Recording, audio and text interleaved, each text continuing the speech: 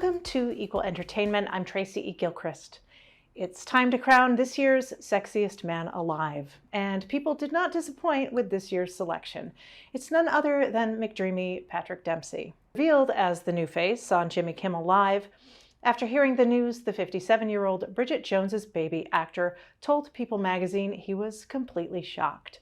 Dempsey began acting in the 80s, starring in the movie Can't Buy Me Love, and most recently is known for Dr. Derek Shepherd from Grey's Anatomy. You can see more of The Sexiest Man Alive on the big screen coming up in December. Dempsey will star as an Italian race car driver in the upcoming Ferrari biopic. Megan Fox is opening up about a very personal and heart-rending part of her life. She says she suffered a miscarriage and recounts her pregnancy loss in a new book of poetry called Pretty Boys Are Poisonous. The two poems that detail her experience are toward the end of the book. In one of the poems, the Transformers star describes feeling a heartbeat and then having to say goodbye. Fox says she and her fiancé Machine Gun Kelly leaned on each other to get through the difficult experience. Fox was previously married to actor Brian Austin Green, and they share 3 children together. Do you want to live the life of a Martha Stewart guest? Well, now is your chance. Booking.com has listed Martha Stewart's farm guest house for a one-night pre-Thanksgiving stay. The 1,800 square foot space in Bedford, New York is available November 18 for $11.23. The price honors the date of Thanksgiving this year. The experience includes a full itinerary created by Stewart.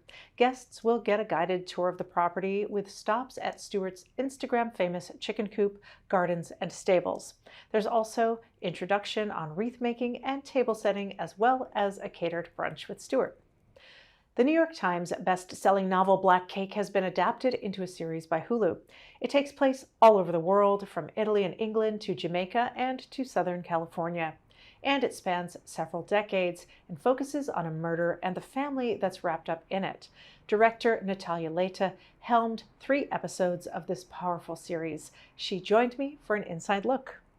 Hi, welcome Natalia Leite, director of Black Cake. Thank you so much for joining me here today. Thanks for having me.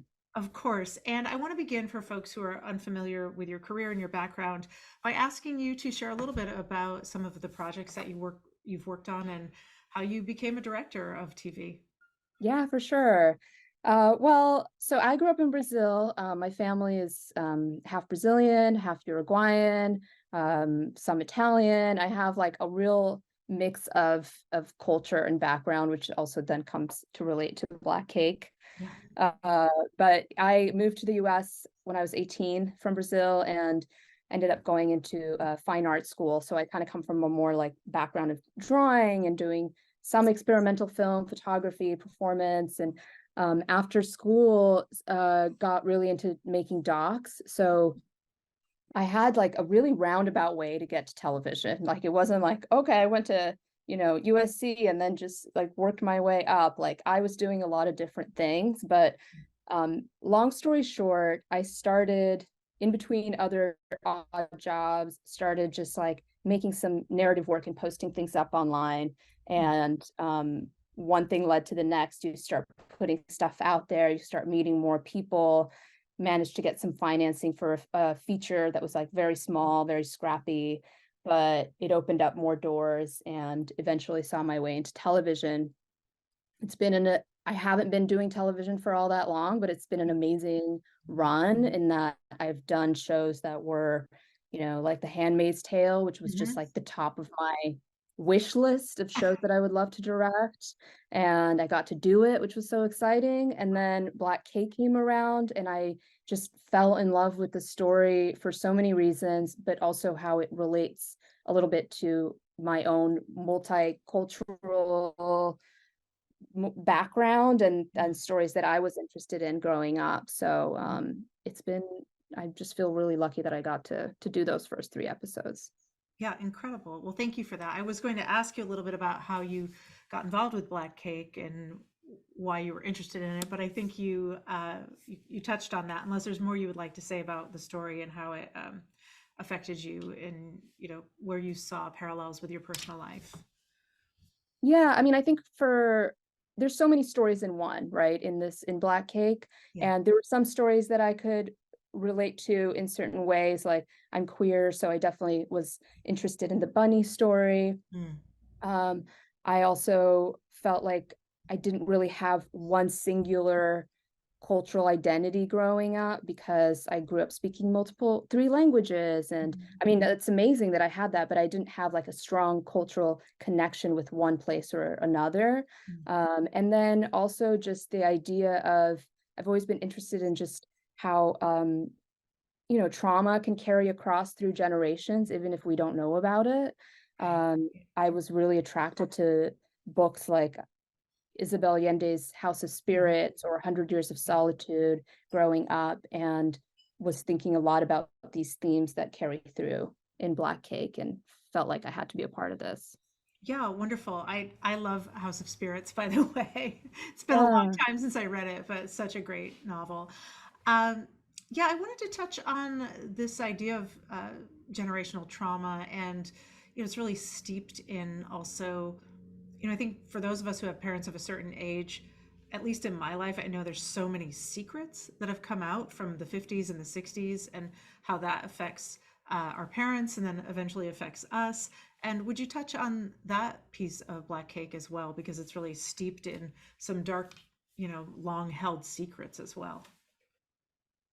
Yeah. I mean, there's multiple secrets, not just from Eleanor, the protagonist, but from other people in her family. And I think it's very much a generational thing, which hopefully is changing, where it's like, no, no, no, we don't talk about that. We don't, we pretend like everything's okay, but it festers, right? If you don't talk about that stuff, it just can grow inside of you and end up being something really negative that you then have to deal with later. And there's, for instance, even the secret that for Bunny being queer and having to, and her be telling her friend, I like you, and Yeah. then her friend coming back and saying, don't talk about this, right? Mhm. And she just Mhm. has to hold on to this secret because, Right. well, it's very dangerous if she spoke openly about it. Mhm. But she probably, she was had to hold this thing inside of her, and she probably didn't even have like the right words to communicate what she was feeling, because there was no examples out there in her Right. world, right? If they were, she didn't know about it because those people were also keeping a secret. So Right. it's actually separates people, Mhm. right? It actually makes it impossible for people to find each other. Right. Well, absolutely. I think that's true. And I think it's also very timely, considering that we're, at least in this country and some other countries, but here, you know, craven politicians are trying to erase queer history and, you know, make it so that the few stories that there are about us are not being told. So would you talk a little bit about, telling that story at a time that is politically rife with anti-gay sentiment? Yeah, I mean, I just like just gives me chills think about all this stuff because it's so big, right? And here we are just like working on a work of fiction, but hopefully it just opens up conversations like this, which are Yeah. so important. Um, yeah, I mean, I think that it's a huge problem to try to erase history or pretend like things didn't happen, or to make someone feel more comfortable. Yeah. I don't know what good does that do. It's like we live in a world where I feel like everything should be put out on the table, the black and the white, the dark and the light, like all of it, it's just should everything good and bad should be put out in the table. And I think that is partially what the characters in this show are trying to do, because we have to just like acknowledge what happened, otherwise we'll never be able to grow and move on. Otherwise we just end up creating more trauma for people, or repeating things that repeating mistakes that happened in the past. Yeah, I feel very strongly about that. You can watch the Advocate channel live by downloading our app in the Apple or Google Play Store. You can also subscribe to our YouTube channel. For the Advocate channel, I'm Tracy E. Gilchrist, and thank you for watching.